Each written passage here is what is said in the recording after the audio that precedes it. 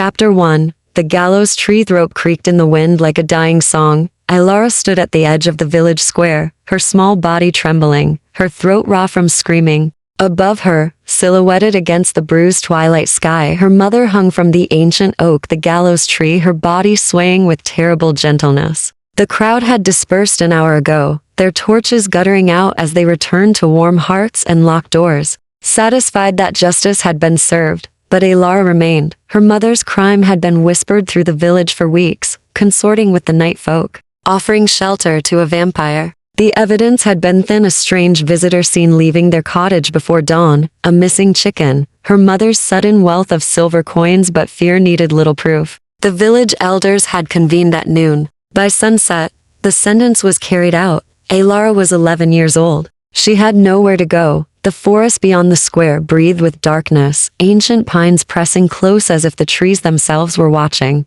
The villagers feared those woods. They said the Nocturne House ruled their vampires who had claimed this territory 300 years ago, who demanded tribute and obedience but left the village otherwise untouched. The treaty was simple: stay on your side of the boundary stones, and you'll see morning. Cross the line, and you belong to the night. Ilara's knees buckled. She sank into the mud, her threadbare dress soaking through, her hands clasped so tightly her knuckles went white. She didn't know how to pray anymore. The village priest had led the execution, but she knew how to beg. Please, she whispered into the gathering dark. Someone, anyone. The wind died, the forest went silent, and then she heard footsteps. They were too measured to be human, to deliberate. Each bootfall seemed to resonate through the earth itself, a rhythm that made her pulse quicken with instinctive dread. She lifted her head, tears blurring her vision, and saw him emerge from the tree line. He was tall, impossibly tall, dressed in black that seemed to drink the last of the daylight.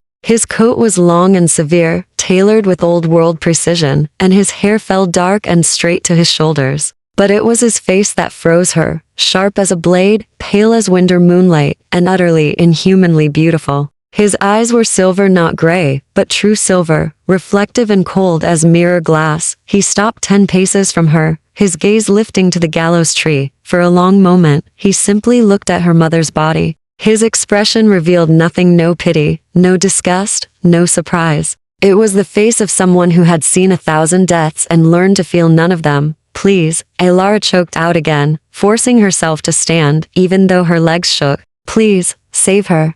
The vampire's eyes lowered to her. They were ancient eyes, she realized, eyes that had watched centuries pass. He studied her the way one might study an insect caught in amber, with detached curiosity. She's already dead, he said. His voice was low, quiet, and absolutely certain. No. Ilara stumbled forward, her small hands reaching toward him, even though every instinct screamed at her to run. You're one of them. The night folk. You can do things. Magic. You can bring her back. You have to.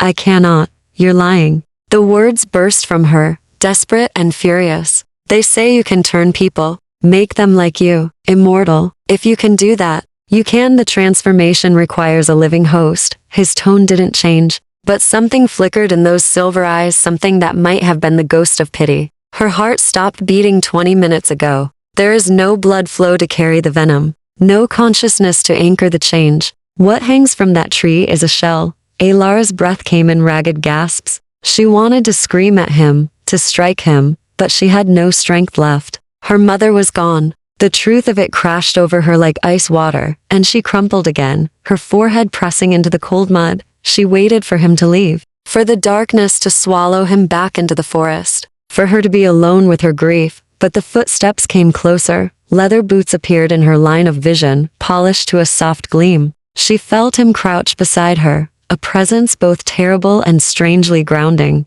When he spoke again, his voice was softer though no warmer. Who condemned her? Ilara lifted her head slowly. His face was level with hers now, and this close, she could see the inhuman stillness of him. He didn't breathe, didn't blink as often as he should. The village council, she managed. Elder Thorn. He said she broke the treaty, that she sheltered a vampire.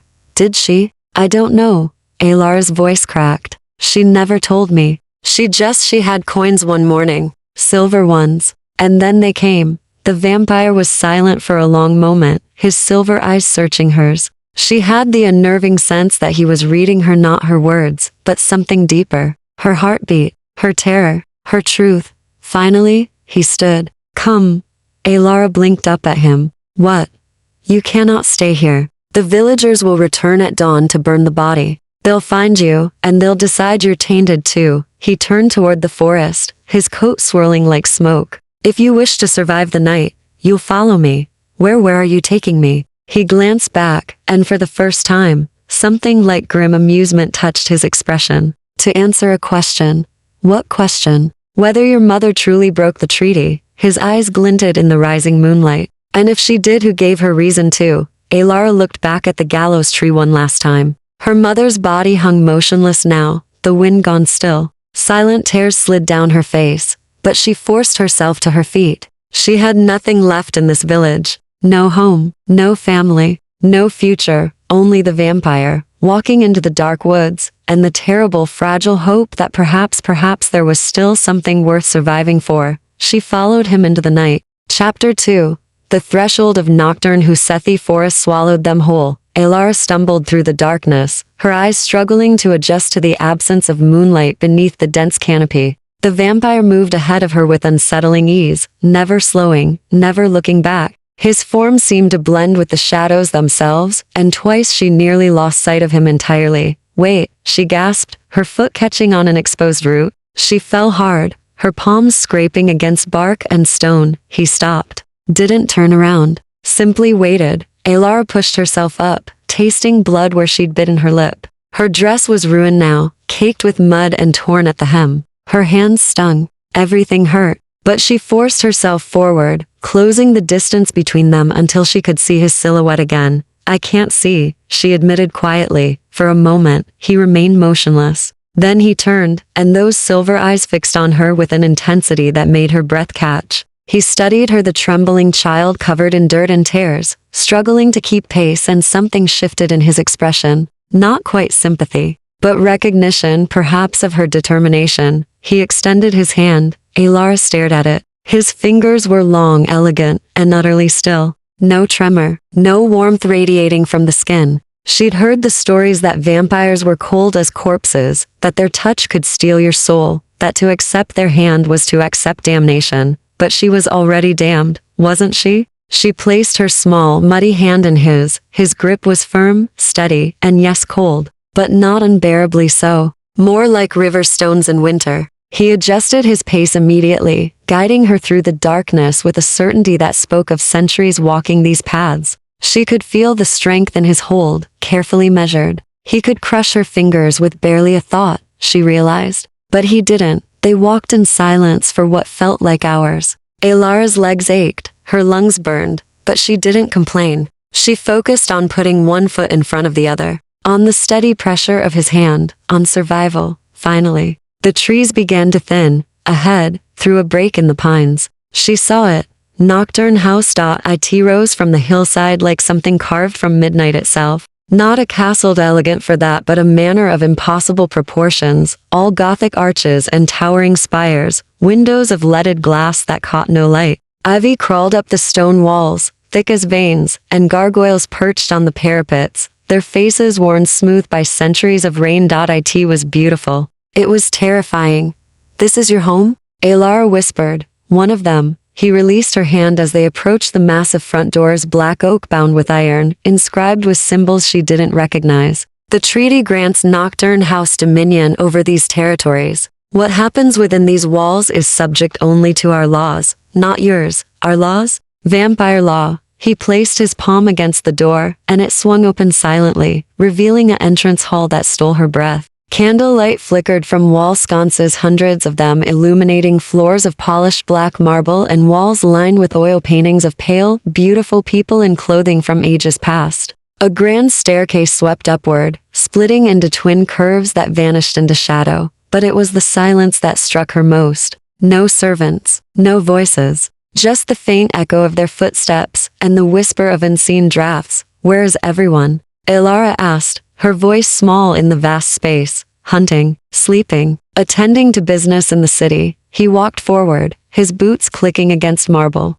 Nocturne House operates on a nocturnal schedule. Dawn comes in 3 hours. Most of my house will return before then. Your house? She hurried to keep up. You're the lord here. He glanced back at her, and she caught the edge of dark amusement in his expression. I am Cashin Nocturne. I am the founder of this house, its sovereign, and its warden. The treaty your village honors was negotiated with me personally, 3 centuries ago, 3 centuries. Alara's mind reeled. He'd been alive when her great-great-great-grandparents were children, when the village was just a handful of cottages, and fear of the dark was absolute. Then you'll know, she said, finding her voice despite her fear. You'll know if my mother broke the treaty. Yes. He led her down a corridor lined with more portraits, vampire nobles frozen in time, their eyes seeming to follow her progress. But first, you need food, water, rest. I don't want. It was not a suggestion. His tone remained even, but there was steel beneath it. You're in shock. You haven't eaten since this morning, if I'm reading your physiology correctly. You will not be useful for questioning if you collapse. Useful for questioning. The words chilled her, reminding her suddenly that this creature, however courteous, was not human, not safe. She was in his domain now, subject to his laws, and she had no idea what those laws might demand. He stopped before a door and opened it, revealing a bedroom that seemed impossibly luxurious to her village eyes. A 4-poster bed with burgundy curtains, a fireplace with logs already laid, a basin of water on a carved stand, clean clothes folded on a chair, a simple dress in deep gray, size for a child. How did you? Alara began. We keep guest quarters prepared. Cashin's expression revealed nothing. Eat, wash, sleep if you can. I'll return in 2 hours to take your statement. He turned to leave, but Alara's voice stopped him. Why are you helping me? He paused in the doorway, his back to her. For a long moment, he said nothing. Then, because your mother was executed for a crime that, if committed, would have been committed against my house. If one of my vampires violated protocol and endangered the treaty, I need to know. And if your villagers hanged an innocent woman out of paranoia, his voice dropped, taking on an edge that raised the hair on her neck, then the treaty may need renegotiation. What does that mean? Cashin looked back at her, and his silver eyes were cold as winter stars. It means, little one, that you may have given me cause for war. The door closed behind him with a soft click. Alara stood alone in the elegant room, her mother's blood still on her hands, and realized with creeping horror that she'd just become a piece on a board she didn't understand. The vampires in the village had coexisted for centuries through careful balance and mutual fear, and she, a grieving child, might have just shattered that balance forever. Chapter 3. Blood and Testimony. Alara didn't sleep. She washed her hands in the basin, watching the water turn pink with her mother's memory, then dark with the mud from the forest floor. The clean dress fit reasonably well, she thought with unease. How many human children had passed through these rooms before her? The food, laid out on a silver tray, was simple, but more than she'd seen in weeks. Bread, cheese, dried fruit, and a clay pitcher of water. Her stomach growled traitorously, but she forced herself to eat slowly, mechanically. The bread tasted like ash in her mouth. She'd just finished when the knock came. 3 measured raps against the wood. Enter, she said, her voice steadier than she felt. Cashin stepped inside, and Alara noticed details she'd missed in the forest. His coat was gone now, revealing a black vest over a white shirt. The sleeves rolled to his elbows. His forearms were pale and corded with lean muscle, marked with scars that looked impossibly old white. Lines that should have faded centuries ago but remained like permanent brands. He carried a leather-bound journal and a fountain pen. You ate, he observed, his silver eyes taking in the empty tray. Good. You said you wanted my statement. Alara stood straighter, trying to match his formality. If she was to be interrogated, she would do it with whatever dignity she had left. I do. He settled into a chair near the fireplace and gestured for her to sit across from him. When she hesitated, he added, This is not an inquisition, Alara. I simply need to understand what happened. She sat on the edge of the opposite chair, her hands clasped in her lap. You know my name.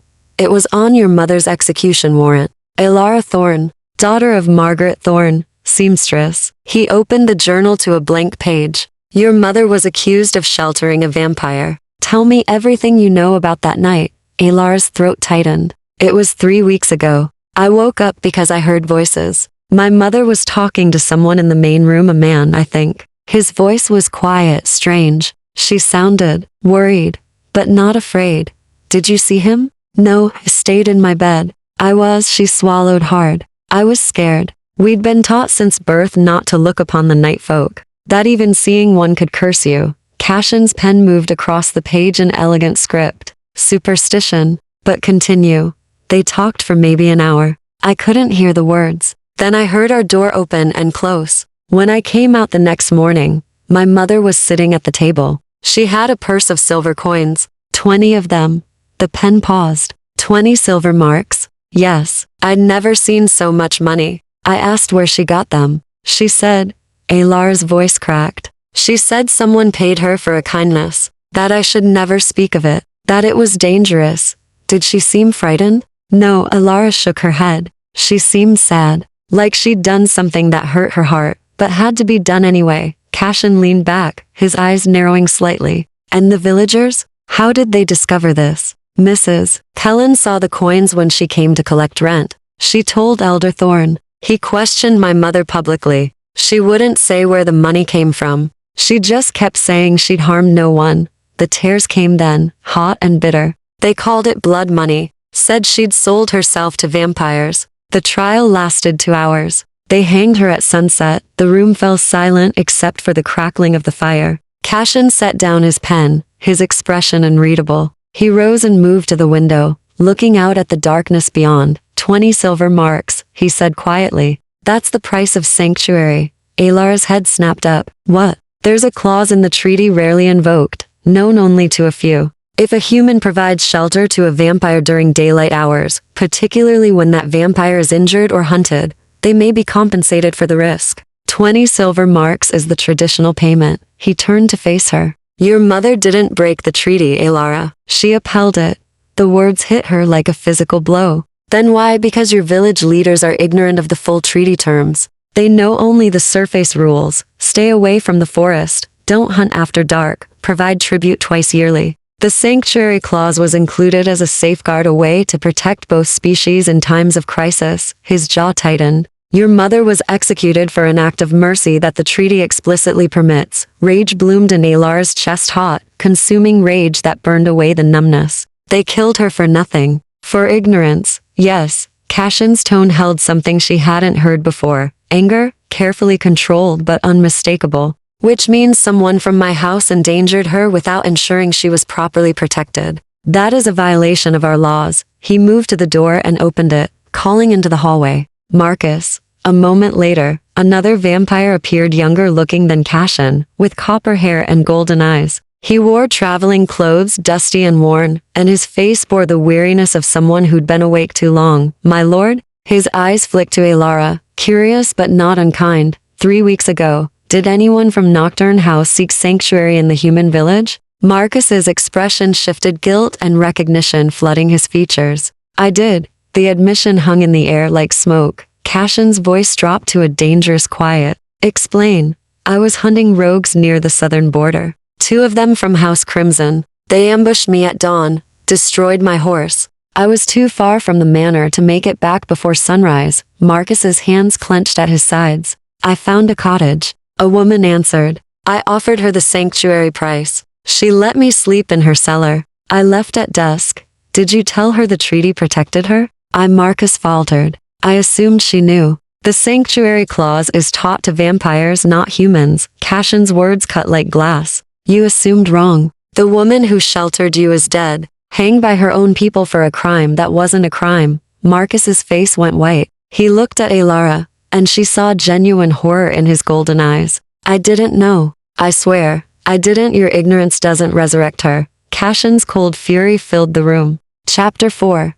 The weight of debt. Alara stared at Marcus, the vampire who had killed her mother without ever touching her. He looked young, barely older than 20 in appearance, with a face that might have been kind under different circumstances. But she felt nothing for him except a hollow, aching fury that had nowhere to go. He hadn't meant to cause harm. He'd followed protocol, offered payment, sought shelter, as the treaty allowed, and her mother had died for it anyway. What happens now? Alara's voice came out flat, drained of emotion. Cashin turned his silver gaze to her, and she saw something calculating behind his eyes, not cruel but assessing. weighing options with the precision of someone who'd navigated centuries of politics and bloodshed. Marcus owes you a blood debt, he said. Under vampire law, when our actions cause unintended harm to an innocent, we are bound to provide restitution. The debt must be acknowledged and repaid. Marcus stepped forward immediately, dropping to one knee before Alara's chair. The gesture was formal, ritualistic, and it made her deeply uncomfortable. I acknowledge the debt. Your mother saved my life. Her death is on my conscience. I will repay this however you require. Alara looked to Cassian, lost. I don't understand. How can he repay a life? He cannot.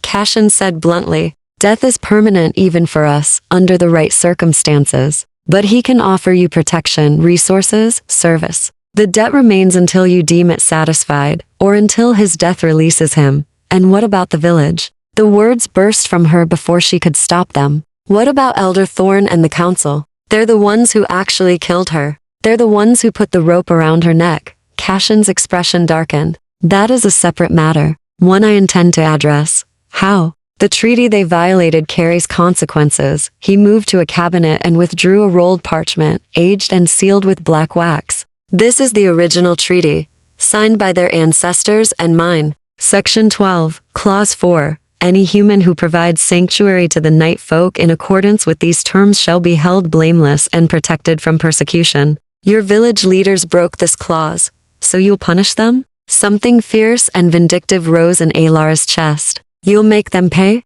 I will demand accountability, Cassian corrected. But there are politics to consider. If I act rashly, I could spark a conflict that destroys the fragile peace we've maintained. Humans outnumber vampires considerably. Fear makes them dangerous. Mob violence, witch hunts, armies marching under blessed banners. We've seen it before. Alara felt her brief satisfaction crumble. So nothing happens? They just get away with it? I didn't say that. Cassian rolled the parchment carefully. But you must understand, revenge is a luxury. Justice is a negotiation. And right now, you are caught between both. Marcus rose from his knee, his golden eyes still fixed on Alara with something like desperation. Let me help. I can go to the village. I can tell them what happened. Make them understand. No, Cassian's command was absolute. You'll do no such thing. You've caused enough damage with your good intentions. Then what would you have me do? For now, stay here. Guard the girl. She's under Nocturne House protection until this matter is resolved. Cassian turned to Alara. Which brings us to you.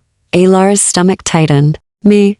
You cannot return to your village. They'll view you as tainted by association. At best, they'll shun you. At worst, he didn't need to finish. She could imagine it easily enough. Another rope, another tree. So I'm a prisoner here? You're a guest, Cassian corrected, though his tone suggested the distinction was thin. But yes, for your own safety, you remain within Nocturne House until I can secure your future. I don't want your charity. The words came out sharper than she intended, but she didn't care. She was tired of being helpless, of being moved around like a chess piece. Something flickered in Cassian's eyes, surprise, perhaps, or respect. Then what do you want? Alara stood, her small frame trembling, but her voice steady. I want to know everything. About the treaty, about vampire law, about how your world works. If I'm going to survive this, if I'm going to matter, I need to understand. You're 11 years old. I'm an orphan in a vampire's house with nowhere else to go. She met his silver gaze without flinching. Age doesn't change that. For a long moment, Cassian studied her. She could feel his assessment like a physical weight measuring her resilience, her intelligence, her will. Finally, something shifted in his expression. Not quite a smile, but close. Very well, he said. I'll teach you. But knowledge comes with responsibility. Alara, once you understand how our world functions, you cannot pretend ignorance. You'll be bound by that knowledge. I understand. Do you? He stepped closer, and she caught the scent of him. Old paper, cold stone, something faintly metallic. Because once you see behind the veil, you can never go back to being just a village girl. You'll be something else. Something between. The word resonated through her. Between human and vampire. Between innocence and understanding. Between the life she'd lost and whatever came next. I'm already something between, she said quietly. I have been since the moment they put that rope around my mother's neck. Cassian regarded her for a long moment, then nodded. Dawn approaches. You should rest. Tomorrow night, your education begins. He moved toward the door, Marcus following, but Alara's voice stopped them both. Cassian? He looked back, and she saw the ancient weight in his eyes, centuries of decisions, compromises, losses. Will you really make them pay? The village? His expression was unreadable. I will ensure this never happens again. Whether that constitutes payment. He paused. That depends on what you consider justice to be worth. The door closed behind them, and Alara was alone again. She moved to the window and looked out at the darkness. Somewhere beyond these walls, beyond the forest, her village slept peacefully.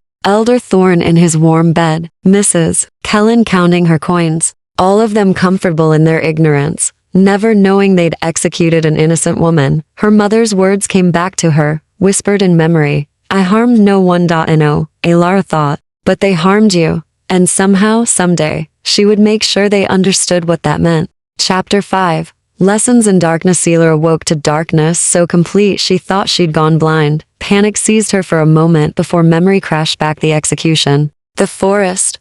The vampire lord's manor. She wasn't in her small cottage bed. She was in Nocturne House, wrapped in silk sheets that smelled faintly of lavender and age. A candle flickered to life across the room, and she saw Marcus standing by the door, his golden eyes catching the flame like a cat's. Forgive me, he said quietly. I didn't mean to startle you. Lord Cassian requests your presence in the library. Alara sat up, her heart still racing. The room's single window showed nothing but black deep night, hours from dawn. What time is it? 2 hours past sunset. You slept through the day. Marcus moved to the wardrobe and withdrew another dress, this one deep blue, with long sleeves and a high collar. I took the liberty of having clothes prepared in your size. The seamstress works quickly.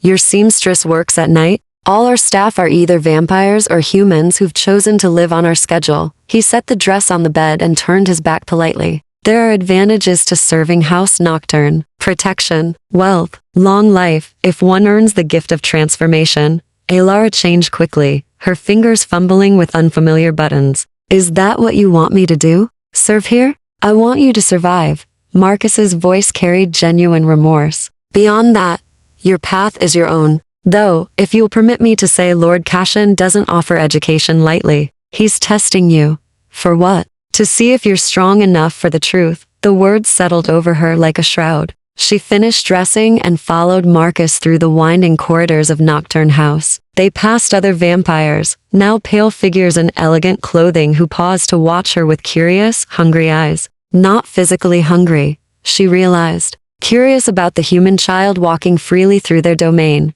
The library was vast. A cathedral of books, rising 3 stories high, with spiral staircases connecting the levels and rolling ladders attached to shelves that disappeared into shadow. The scent of old leather and parchment filled the air, and everywhere she looked, candlelight danced across gilt spines and faded titles. Cassian stood at a central table, maps and documents spread before him. He'd changed clothes as well, now dressed in severe black with a high-collared coat that made him look like something from a century past. When he looked up at her approach, his silver eyes were sharp with purpose. You slept well? It wasn't really a question. Well enough. Alara approached the table, trying not to show her nervousness. Good. We have work to do. He gestured to the documents. These are copies of every treaty, accord, and agreement between Nocturne House and the human settlements in our territory. 7 villages, 3 cities, countless farmsteads, all operating under frameworks they only half understand. Alara stared at the sheer volume of paper. You want me to read all of this? Eventually. Tonight, we start with the foundation. He pulled out a chair for her, a strangely courteous gesture that caught her off guard. Tell me, Alara, what do you think vampires are? She blinked at the directness of the question. Monsters? Many would agree with you. He settled into his own chair, steepling his fingers. But that's a conclusion, not a definition. What makes us monstrous? You drink blood. You kill people. Some of us do. Not all. Cassian's gaze was steady, clinical. We require blood to survive, that much is true. But the amount needed is far less than folklore suggests. A pint every few weeks is sufficient for most vampires. We can take it without killing. Many of us prefer not to kill. Why? The question came out before she could stop it. If you're stronger, faster, immortal, why would you care about human lives? Because we were human once. The words were quiet, but carried weight. Every vampire you see was born mortal. The transformation doesn't erase memory or conscience, it amplifies them. An eternity is a long time to carry guilt. Alara absorbed this, her understanding of vampires shifting uncomfortably. Then why do the stories make you sound like demons? Because some of us are. Cashin's expression darkened. The transformation magnifies what we were. A cruel man becomes a monster. A predator becomes an apex killer. The vampires who build our reputation are the ones who embrace their darkest impulses, who saw immortality as license to indulge every depravity. And you? Alara dared to ask. What were you? For a moment, something ancient and pained flickered across his face. A soldier, a lord, a man who thought he could protect his people through strength alone. He looked away. I was wrong about many things. The vulnerability in his voice surprised her. He seemed so controlled, so certain. But beneath that, she glimpsed what might have been regret. The treaties exist, Cashin continued, because vampires like me realized we needed rules, structure. If we were to coexist with humans, we needed laws that protected both species, blood oaths that bound us to ethical feeding, sanctuary clauses that allowed for cooperation, boundaries that kept us separate enough to avoid conflict. But my mother died because no one knew the rules, Alara said bitterly. Yes, he met her eyes. Which is why you need to learn them. If you understand how the system works and, where it fails, you can help me fix it. I'm 11. You're intelligent, motivated, and you have something. Most vampires lack recent human perspective. He pushed a document toward her. This is the sanctuary clause that cost your mother her life. Read it. Tell me what's wrong with it. Alara pulled the parchment closer, squinting at the formal script. The language was archaic, full of legal terminology that made her head spin. But she forced herself to focus, reading slowly. It says, humans who provide sanctuary shall be held blameless and protected from persecution. She looked up. But it doesn't say humans need to be told this. How can they be protected by a law they don't know exists? Exactly. Cashin's eyes gleamed with approval. The treaty was written by vampires for vampires. We assumed humans would educate themselves. We didn't account for the fact that most human leaders prefer simple fear over complex understanding. So what do? We rewrite it, clearly, in language any village elder can comprehend. He produced a fresh sheet of parchment and a pen. And then we ensure every human settlement receives a copy with consequences for those who violate it. Alara stared at the blank page, then at Cashin. You're serious. You actually want me to help? I need someone who understands both worlds. His voice was steady, almost gentle. You've lived as a human. You're learning to think like a vampire. That makes you invaluable. For the first time since her mother's death, Alara felt something other than grief and rage. Purpose, direction, a reason to keep breathing. Then teach me, she said. Everything. Cashin smiled, a rare, genuine expression that transformed his face. We begin now. Chapter 6. The Crimson Thread. 3 weeks passed in a blur of parchment and candlelight. Alara absorbed knowledge like parched earth drinking rain. Cashin proved to be an exacting but patient teacher, guiding her through centuries of vampire politics, blood law, and the delicate machinery that kept their species from open war. She learned about the great houses Nocturne, Crimson, Sylvanus, Obsidian, each with their own territories, philosophies, and codes of conduct. She learned that vampire society was built on consent and contracts, that feeding required permission, explicitly given, that turning a human without their informed agreement was punishable by true death, decapitation, or sunlight exposure. She learned that vampires could survive on animal blood, though it weakened them, that they aged impossibly slowly once turned, frozen at whatever age the transformation took them, that they could walk in dim daylight with discomfort, but direct sun was agony and eventual death. And she learned that not all houses respected the laws. House Crimson has always been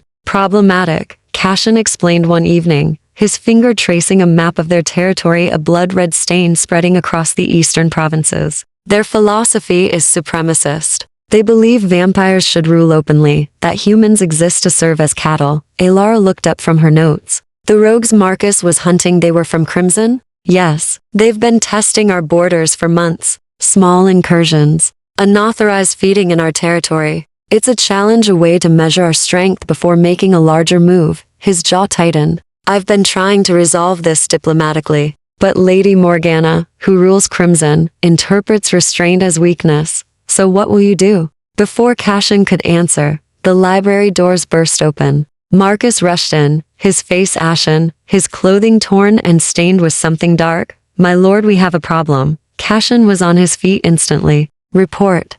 Crimson vampires. 12 of them, maybe more. They've attacked the western village Millbrook. They're burning homes, taking humans by force. Marcus's voice shook. They're calling it retaliation for the treaty violations. They say if Nocturne House can't maintain order, Crimson will do it for us. The air in the room went cold, actually cold, as if Cassian's fury had physical weight. When?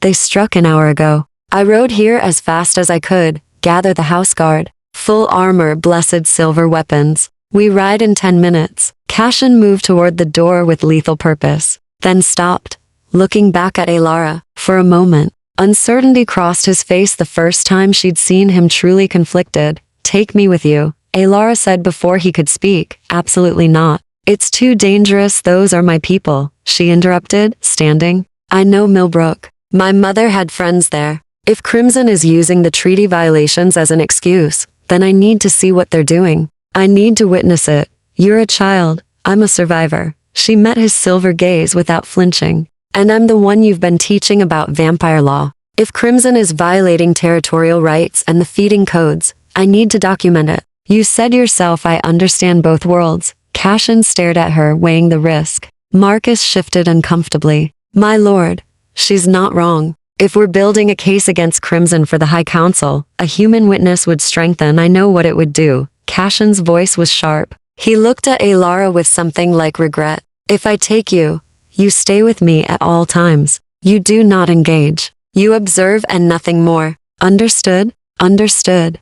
Then come. And pray you don't regret this. The ride to Millbrook was nightmare made real. Alara clung to Cassian's waist as his black stallion tore through the forest, flanked by 12 vampire warriors in dark armor. The horses moved impossibly fast, barely touching the ground, guided by riders with supernatural senses. Wind whipped her face until tears streamed from her eyes. But she didn't let go. They smelled the smoke before they saw the flames. Millbrook emerged from the trees like a wound in the darkness, cottages ablaze. People screaming, and everywhere the gleeful laughter of vampires who'd abandoned all pretense of civilization. Alara saw them moving through the chaos with predatory grace, figures in crimson coats, their eyes glowing red with bloodlust, herding terrified villagers like livestock. Spread out, Cassian commanded, his voice carrying supernatural authority. Minimum force. Subdue.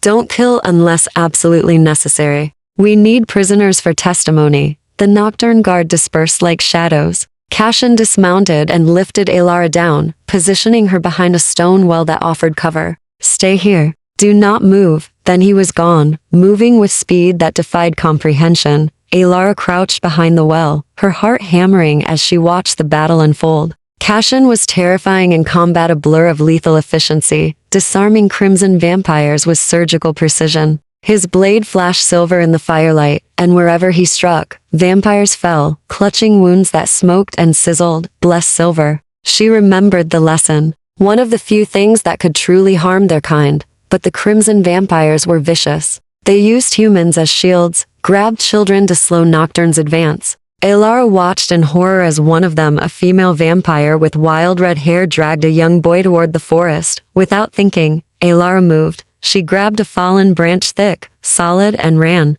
The vampire was strong, impossibly strong, but she was also distracted, focused on her struggling captive. Alara swung with all her might, connecting with the vampire's knee. It wasn't much, but it was enough. The vampire stumbled, her grip loosening. The boy tore free and ran. The vampire spun toward Alara with a snarl, her fangs extending. Her eyes blazing red with rage. Cassian appeared between them like death itself. His hand closed around the crimson vampire's throat, lifting her off the ground. You dare, he said, his voice lethal. Quiet. You dare attack under my protection? The vampire clawed at his grip, choking. Morgana will hear of this. Good. Cassian's eyes were merciless. Tell her Nocturne House is done negotiating. He threw her 20 feet into a water trough, where Marcus and 2 guards moved to restrain her. Then he turned to Alara, and for the first time, she saw genuine fury directed at her. What did I tell you?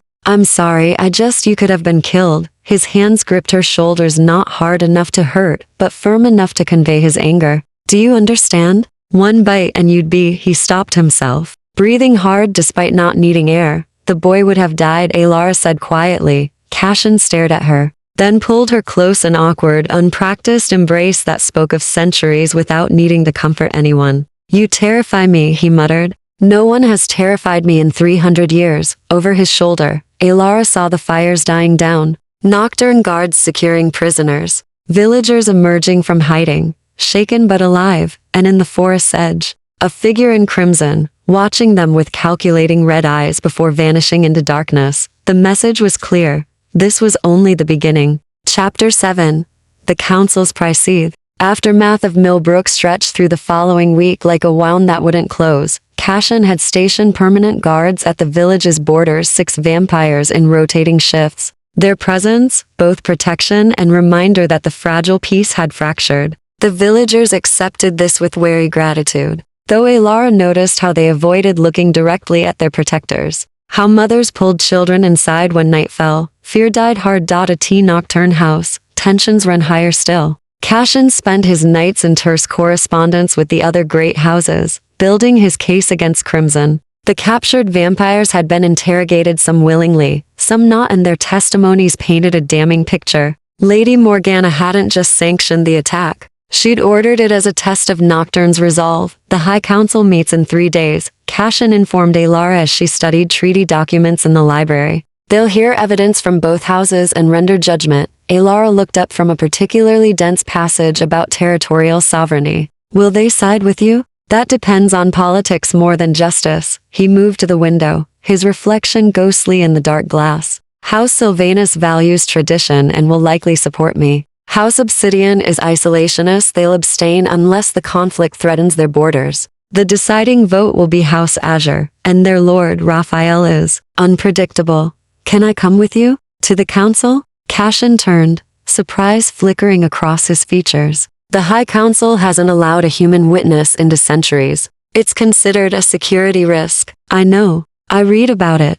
Alara closed her book and stood. But you said my testimony would strengthen your case. And if Crimson is claiming that humans are too ignorant to honor treaties, having a human who understands those treaties present might prove them wrong. He studied her with that unsettling intensity she'd grown accustomed to. You've changed since you arrived here. You speak differently. Carry yourself differently. I'm learning. She met his gaze steadily. You taught me to think like you do, to see the long game. Perhaps I taught you to well. Something unreadable passed across his face, concern, maybe, or regret. The High Council convenes in the old city, in chambers deep underground. It's not a place for the faint of heart, Alara. You'll see things that will haunt you. I've already seen my mother hang. Her voice was quiet but firm. I think I can handle vampire politics. Cashin was silent for a long moment. Then he nodded. Very well. But you'll need proper clothing. Council sessions require formal attire even for unprecedented human guests. The seamstress who came that evening was not human. She was a vampire of indeterminate age, with silver-streaked black hair and elegant hands that moved with preternatural precision. She measured Alara with a knowing smile, her tape measure, whisking around waist, shoulders, and hem with practiced efficiency. A dress for council, she murmured, more to herself than anyone else. Nothing too elaborate, we don't want to suggest she's putting on airs, but refined enough to command respect. She glanced at Cashin, who'd remained in the room despite the impropriety. Deep gray, I think, with black embroidery at the collar and cuffs. Conservative, but elegant. Whatever you think appropriate, Helena, Cashin said. Helena's eyes sparkled with amusement. The child stays with you 3 weeks, and already you're bringing her to council. The houses will talk, my lord. Let them talk. They'll say you're grooming her, that you have intentions. Then they'll be fools. Cashin's tone went cold. She's a child under my protection. Nothing more. Of course, my lord, Helena's smile suggested. She didn't quite believe him,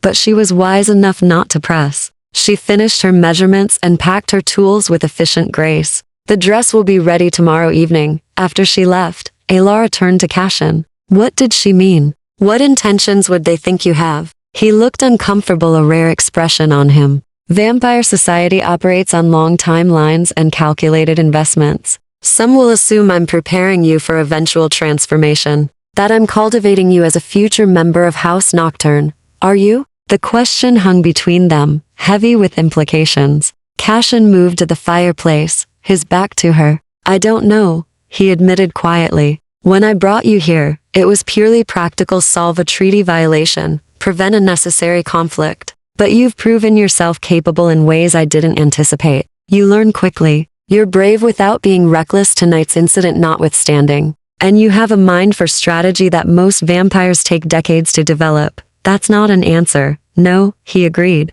It's not. Because the truth is, I haven't decided what you are to me yet. Elara, a responsibility? Certainly. A student? Obviously. But beyond that, he turned to face her. The transformation is permanent, irreversible. It would grant you immortality, strength, and security. But it would also cost you the sun, a normal human life, the possibility of children. Those are not small sacrifices. I'm 11, Elara said. I can't make that decision now anyway. No, but the question will come eventually. And when it does, you'll need to understand what you're choosing and what you're losing. A knock at the door interrupted them. Marcus entered, his expression grim. My lord, we have a visitor. Lady Morgana herself, under flag of truce. She's at the gates requesting an audience. Cashin's entire demeanor shifted, became harder, colder. How many in her entourage? Just 3 guards. She came in an open carriage, no weapons visible. Marcus hesitated. She brought a gift. A chest, sealed with her house sigil. What kind of gift? She wouldn't say. Only that you'd want to see it before the council convenes. Cashin's jaw tightened. Bring her to the formal receiving room. Full guard presence. I don't trust her civility. He looked at Elara. You should go to your chambers. No, Elara straightened her shoulders. If she's here because of what happened at Millbrook, I should be present. I was there. I saw what her vampires did. Elara, you said I understand both worlds. Let me prove it. Cashin searched her face, then sighed, a very human gesture. Stay behind me. Do not speak unless I give you permission. And if I tell you to leave, you leave immediately. Clear? Clear. They descended to the formal receiving room together, Marcus flanking them with 6 additional guards. The room was austere elegance, high ceilings, dark wood panels, and a throne-like chair at one end where Cashin positioned himself. Elara stood to his right, trying to project a confidence she didn't quite feel. The doors opened, and Lady Morgana entered. She was beautiful in the way a blade was beautiful, all sharp edges and dangerous grace. Her hair was the deep red of arterial blood, her gown crimson silk that whispered against marble floors. Her eyes were the same burning red Elara had seen in the attacking vampires, but controlled, calculating. 2 guards carried a chest between them, ornate, heavy, sealed with wax. Lord Cashin, Morgana said, her voice like honey laced with poison. How gracious of you to receive me. Her eyes slid to Elara, and her smile widened. And with such interesting company. The little human who stopped my soldier. How quaint. Cashin's voice was ice. State your business, Morgana. The truce flag grants you safe passage, not my patience. Ever the diplomat, she gestured, and her guards set the chest down with a heavy thud. I came to offer a gift. A token of goodwill before council convenes. Open it, Cashin commanded. Morgana produced a key and unlocked the chest herself. The lid swung open, and Elara's stomach lurched. Inside were heads. 3 of them, preserved in some manner, their faces frozen in final expressions of terror, crimson vampires. The ones who'd attacked Millbrook. My apologies, Morgana said sweetly, for the overzealousness of my subordinates. Chapter 8. Blood politics. Elara forced herself not to look away from the severed heads. Though her stomach churned violently, Cashin's expression remained perfectly neutral. But she'd learned to read the subtle signs, the slight tension in his jaw, the way his fingers pressed into the armrest of his chair. He was furious. A convenient sacrifice, he said, his voice dangerously soft. 3 subordinates executed to absolve you of responsibility. I prefer to think of it as justice. Morgana's smile never wavered. They exceeded their orders, attacked humans without authorization, violated feeding protocols. Such behavior reflects poorly on House Crimson, and I will not tolerate it. They were following your orders, Cashin said flatly. We have testimony from your captured vampires. Signed confessions detailing your explicit instructions to test Nocturne's commitment to the human territories. Testimony obtained under what circumstances? Morgana's eyes glittered. Were your methods persuasive, Lord Cashin? The Council frowns on coerced confessions. The Council also frowns on territorial violations and unauthorized attacks on treaty-protected humans. He leaned forward slightly. You've overplayed your hand, Morgana. This gift doesn't absolve you, it proves you know you're guilty. For the first time, Morgana's smile faltered. Her red eyes flicked to Elara again, lingering with predatory interest. The human child. She's the key to all of this, isn't she? The reason you're so invested in this particular treaty violation, she's a witness under my protection. She's more than that. Morgana moved closer, her guards tensing but holding position. I've heard interesting rumors, Cashin, that you've taken a human ward, that you're teaching her our laws, our history. Some even say, her voice dropped to a conspiratorial purr, you're considering making her one of us. Elara felt Cashin's anger spike a cold wave that seemed to drop the temperature. In the room, my house's internal matters are none of your concern, he said,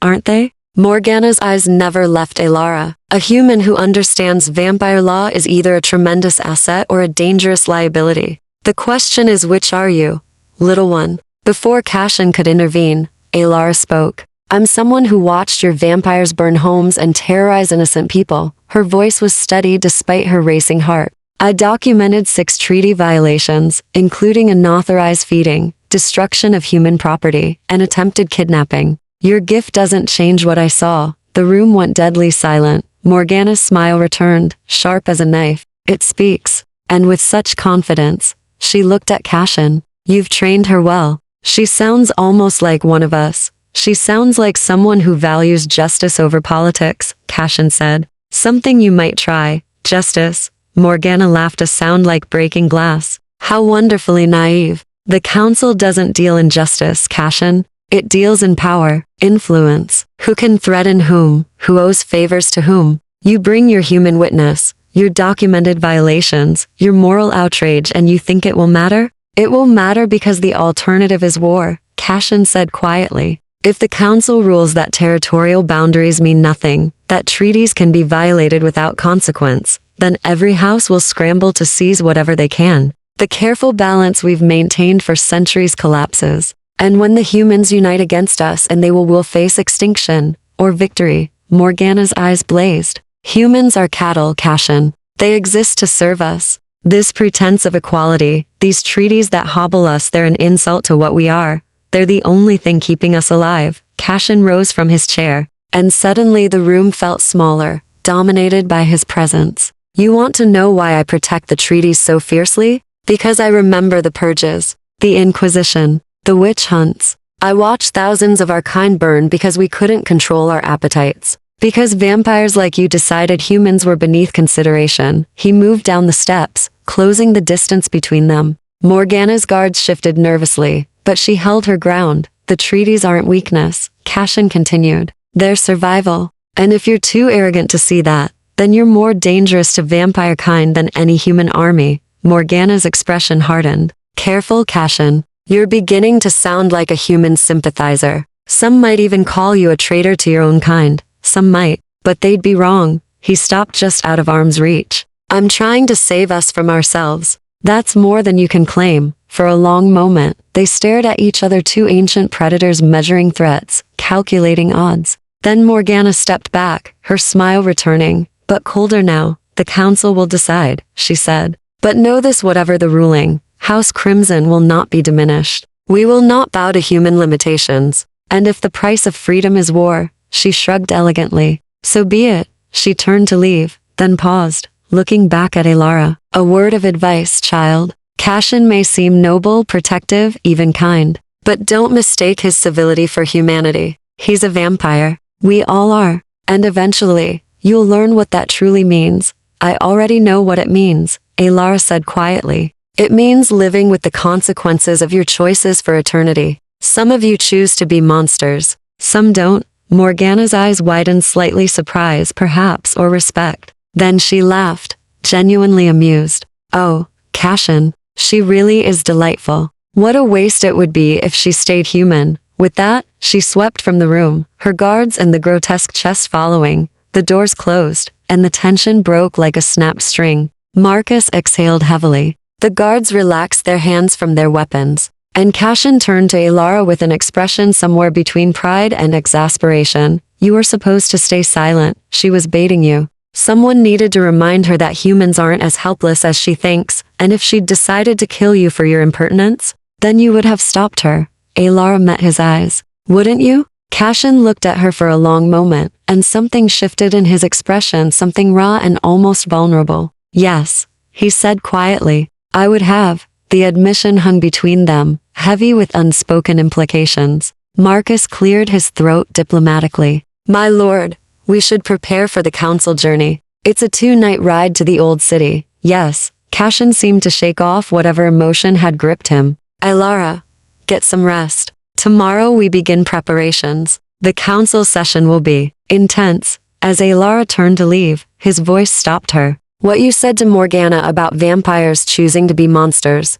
do you believe that? She looked back at him, at this ancient creature who'd shown her more kindness than her own village had. I believe we all make choices, she said. Human or vampire. The difference is, you have to live with yours forever. His slight smile was tinged with sadness. Indeed we do. That night, Alara couldn't sleep. She stood at her window, watching the pre-dawn sky light into gray. Somewhere beyond these walls, Morgana was planning her next move. The council would convene. Decisions would be made that could reshape the balance between species, and somehow, impossibly, she, an 11-year-old orphan, had become a piece on that board. But unlike the chess pieces Cashin taught her to move during their strategy lessons, she could choose how she played. She touched the glass, cool against her palm, and made a silent promise to her mother's memory. I won't be helpless. Not ever again. Chapter 9.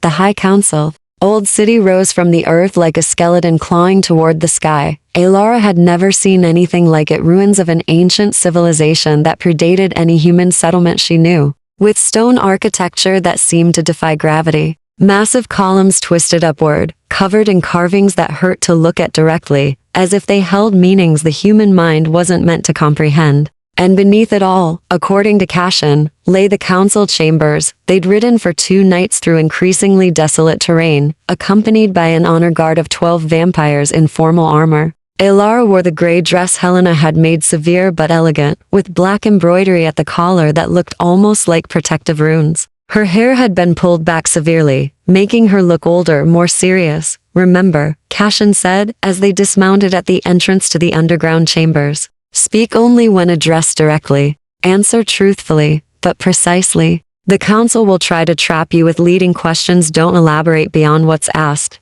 I understand. Alara's stomach churned with nerves, but she kept her voice steady. Marcus appeared at her side, offering a reassuring smile. You'll do fine. Just think of it as one of Lord Cashin's lessons. Logic and facts. Emotion is weakness in that room. They descended together down stone stairs worn smooth by countless feet over countless centuries, into depths where the air grew cold and smelled of earth and old blood. Torches lined the walls, casting dancing shadows that seemed almost alive. The council chamber was vast and circular, ringed by 5 throne-like seats carved from different stones. Each represented one of the great houses: black marble for Nocturne, crimson granite for Crimson, silver-veined white stone for Sylvanus, volcanic glass for Obsidian, and sapphire blue crystal for Azure. 4 of the 5 seats were already occupied. Lady Morgana lounged in the crimson throne, dressed in a gown that looked like congealed blood. Her red eyes tracked Alara with predatory interest. Lord Sylvanus was ancient, even by vampire standards, a figure so still he might have been carved from his own throne. With silver hair that fell to his waist, and eyes like winter ice, he radiated age and authority. Lady Obsidian was unexpected, a warrior woman in black armor, her dark skin marked with ritual scars, her expression as hard and unreadable as her house's volcanic glass throne. And Lord Raphael of House Azure was beautiful in an unsettling way, androgynous, with features too perfect to be natural, eyes that shifted between shades of blue like water and sunlight. He smiled when he saw Alara, but the smile held no warmth. Cashin led her to a position before the thrones, then took his own seat in the black marble. His entire demeanor had changed, become formal, distant. As if the educator and protector she knew had been replaced by something older and far more dangerous, the High Council convenes. Lord Sylvanus intoned, his voice like stone grinding. We gather to address accusations brought by House Nocturne against House Crimson, specifically territorial violation, treaty breach, and unauthorized violence against protected humans. Lord Cassian Nocturne brings evidence. Lady Morgana Crimson responds. Let testimony begin. Cassian rose, and for the next hour, Alara watched him systematically dismantle Morgana's position. He presented written confessions from captured vampires, testimonies from Millbrook survivors, and his own documented observations. He spoke with clinical precision, citing specific treaty clauses, historical precedents, and legal frameworks. Morgana countered with practiced ease, claiming her subordinates had acted without authorization, that she'd already executed the guilty parties, that Nocturne was overreacting to a minor incident to gain political advantage. A minor incident? Cassian's voice took on an edge. 6 homes destroyed, 14 humans injured, 2 children nearly taken by force. If these are minor incidents, Lady Morgana, then perhaps you should define what constitutes a major violation. Perhaps I would define it, Morgana said smoothly. As House Nocturne harboring a human witness and training her in vampire law, something explicitly forbidden by the Treaty of Separation. Section 8. The chamber went silent. Lord Sylvanus's icy eyes shifted to Alara. Is this true? Lord Cassian, you've been educating a human child in our laws? Cassian's expression revealed nothing. I have. She's intelligent, motivated, and her unique position, having lost her mother to a treaty misunderstanding, makes her ideally suited to identify gaps in our legal framework. The law is clear, Morgana pressed. Humans are not to be educated in our ways. The risk of exposure, the risk, Cassian interrupted, is that we continue to operate under treaties that humans don't fully understand, leading to exactly the kind of tragedy that started this conflict. Alara Thorne's mother was executed by her own people for an act the treaty explicitly permits. That failure of communication cost an innocent life, so you broke our laws to correct human ignorance? Morgana's smile was poisonous. How noble. Lord Raphael leaned forward, his shifting blue eyes focusing on Alara with unnerving intensity. Perhaps we should hear from the child herself. She stands at the center of this dispute. Let her speak to her own position. She's not on trial, Cassian said sharply. Neither are you. Yet.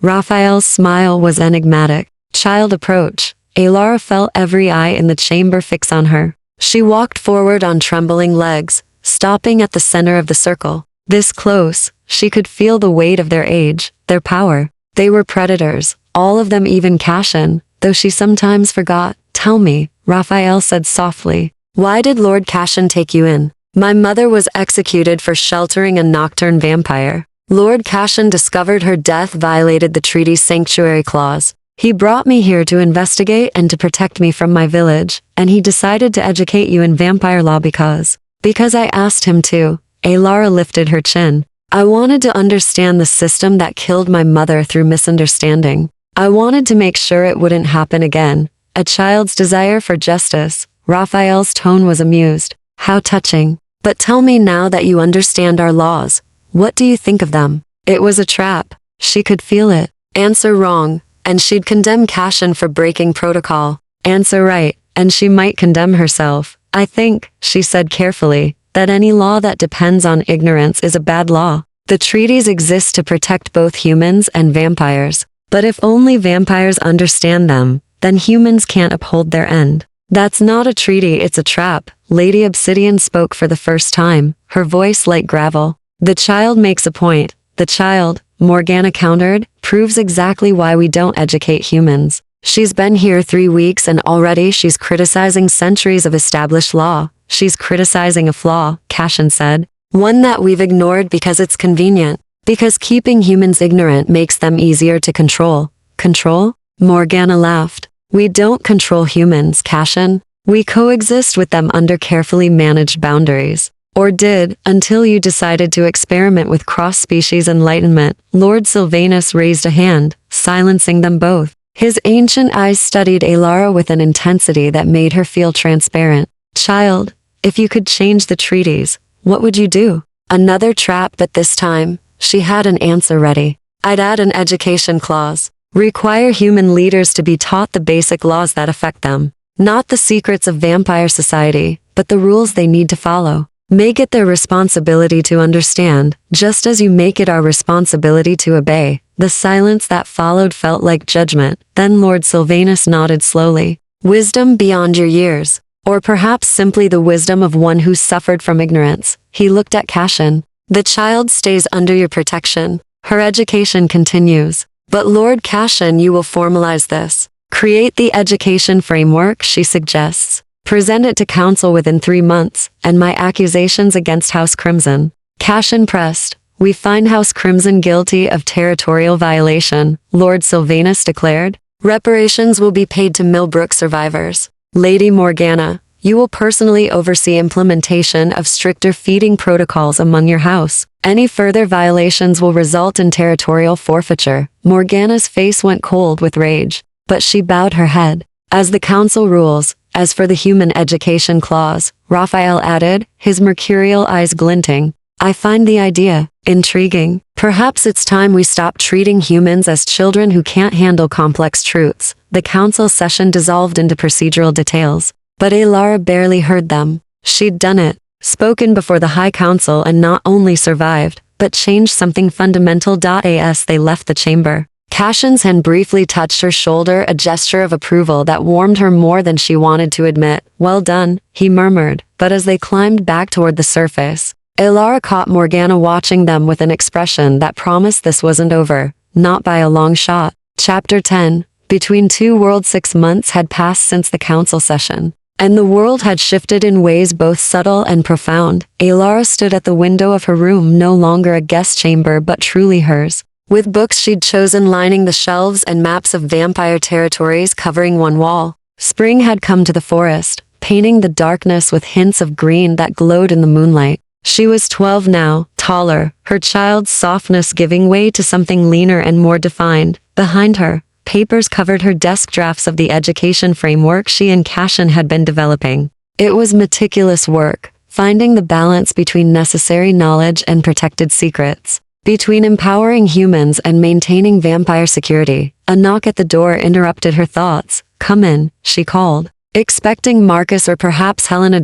It was Cashin. He rarely came to her chambers anymore. Their lessons took place in the library. Their strategic discussions in his study. Seeing him here felt oddly intimate, a crossing of invisible boundaries they'd carefully maintained. We need to talk, he said, his expression unreadable. Alara's stomach tightened. She'd learned to read his moods over the months, and this one carried weight. What's wrong? Nothing's wrong, but something has arrived. He held out an envelope, sealed with the crest of her old village. It's from Elder Thorn. The name sent ice through her veins. She hadn't thought about her village in weeks, had buried that part of her life beneath treaties and vampire law. Slowly, she took the envelope and broke the seal. The letter was formal, stilted. To the guardian of Alara Thorn, it has come to our attention that the child survives under your protection. We write to request her return to the village, where she may be raised properly among her own kind. We acknowledge past misunderstandings regarding treaty law and wish to make amends. The child's place is with her people. We await your response. Elder Marcus Thornielara read it twice, then looked up at Cashin. They want me back, yes. His silver eyes were carefully neutral. The council ruling has reached them. They know now that your mother's execution was unjust. This is likely their attempt to save face. Demonstrate good faith before Nocturne House demands further reparations. What do they really want? A slight smile touched his lips. You're learning. They want to prove they can manage their own people, that they don't need vampire oversight. Having you return, unharmed and well cared for, would demonstrate that cooperation is possible. Alara moved to her desk, setting the letter down among her work. And what do you want? The question seemed to catch him off guard. He was silent for a long moment, standing in the doorway as if afraid to come further into her space. What I want is irrelevant. This is your choice, Alara. The treaty gives you the right to return to human society if you wish. That's not an answer. No, he admitted. It's not. He finally entered the room, moving to stand near the window where she'd been. In the moonlight, he looked like something carved from marble, beautiful, eternal, and utterly inhuman. The truth is, I don't know what I want. You've become important to this house, to the work we're doing. He stopped himself. To you? Elara supplied quietly, his jaw tightened. Yes, to me. Which is precisely why I shouldn't be the one deciding your future. Why not? You've been deciding it for 6 months. That was different. You had nowhere else to go. No other options. Now you do. He turned to face her fully. If you return to the village, you'll have a chance at a normal life. You're young enough to integrate, make friends, perhaps even marry someday. Have children, grow old. All the things that vampires can't. And if I stay? The question hung between them, heavy with implications they'd both been avoiding. If you stay, Cashin said carefully, you continue down this path. You become something unprecedented, a human scholar of vampire law, a bridge between our species. You'll be watched constantly by both sides, trusted by neither, always walking a line between worlds. He paused. And eventually, you'll have to make the choice, the transformation. Yes, his voice was barely above a whisper. You can't remain human forever in this world, Elara. The politics alone would eventually kill you. And he stopped, seeming to struggle with words. I would offer you immortality if you wanted it, but I need you to understand what you'd be choosing. The price of forever. Elara looked at the letter on her desk, then at the maps on her wall, the books she'd studied, the life she'd built here. She thought of her village, the people who'd killed her mother, who'd let fear override justice. She thought of the work she and Cashin were doing, the treaties they were rewriting,